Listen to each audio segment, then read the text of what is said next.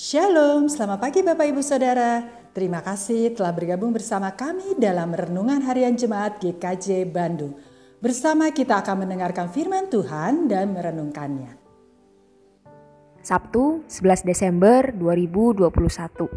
Pembacaan Alkitab hari ini diambil dari Filipi pasal 2 ayat 3b yang demikian.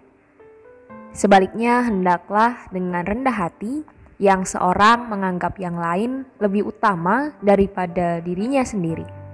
Dan janganlah tiap-tiap orang hanya memperhatikan kepentingannya sendiri, tetapi kepentingan orang lain juga. Renungan pada hari ini diberi judul People Pleasure versus God Pleasure.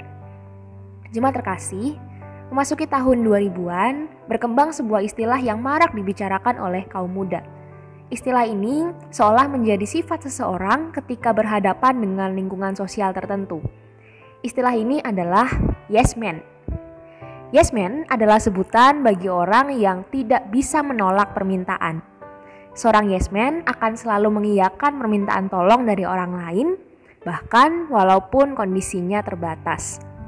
Seorang yes man akan memaksakan diri menolong orang lain bahkan meskipun sedang sakit ataupun aktivitasnya menumpuk. Biasanya seorang yes man tidak ingin mengecewakan orang lain dan takut dengan resiko konflik.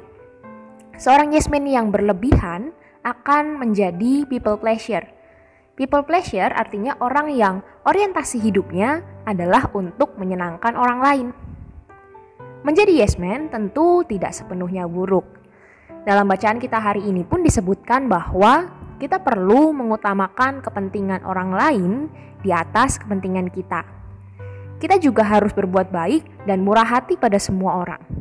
Bahkan disebutkan dalam hukum kasih untuk kita bisa mengasihi sesama kita seperti mengasihi diri kita sendiri. Tetapi jangan sampai keinginan kita untuk selalu menolong orang lain itu membuat kita kemudian melupakan tujuan utama hidup kita, yaitu untuk menyenangkan hati Tuhan.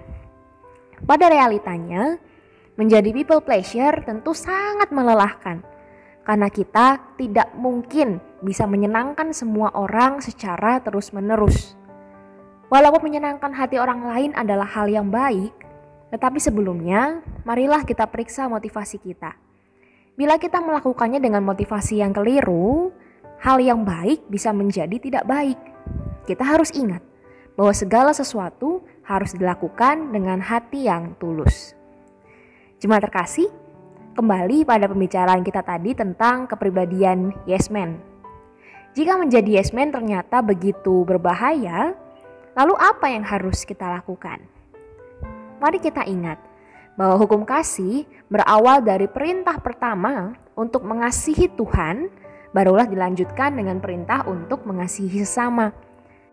Sehingga alih-alih menjadi people pleasure, kita harus lebih-lebih mengusahakan supaya diri kita menjadi God pleasure.